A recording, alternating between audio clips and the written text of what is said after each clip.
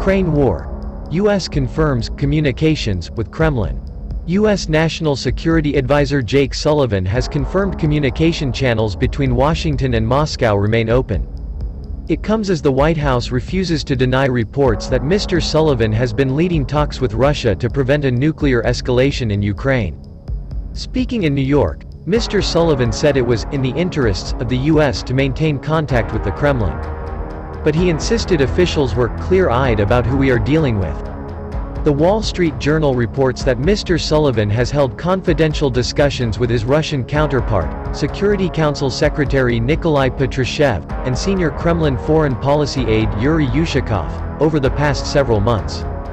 Senior officials told the paper the men had discussed ways to guard against the risk of nuclear escalation in the war in Ukraine, but had not engaged in any negotiations around ways to end the conflict.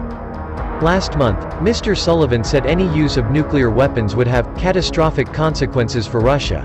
He told the U.S. broadcaster NBC that senior officials had spelled out the scope of the potential U.S. response in private discussions with Russian officials.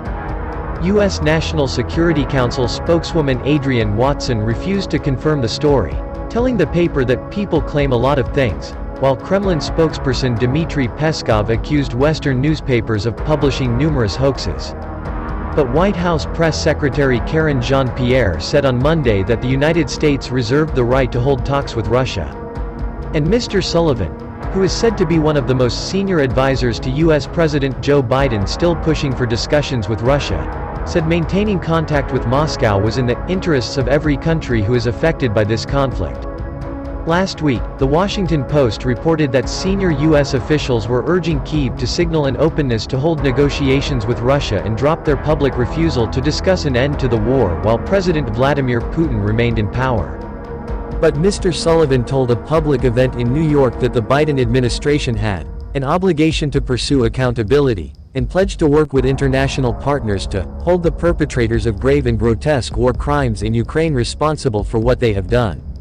I was just in Kyiv on Friday, and I had the opportunity to meet with President Volodymyr Zelensky and my counterpart Andriy Yermak, with the military leadership, and also to get a briefing on just what level of death and devastation has been erupted by Putin's war on that country, Mr. Sullivan said. Concerns have been heightened in recent months that Russia could resort to using nuclear weapons in a desperate attempt to defend 4 regions of eastern and southern Ukraine that it illegally annexed. Meanwhile, Ukraine has invoked its wartime martial laws to take control of the assets of 5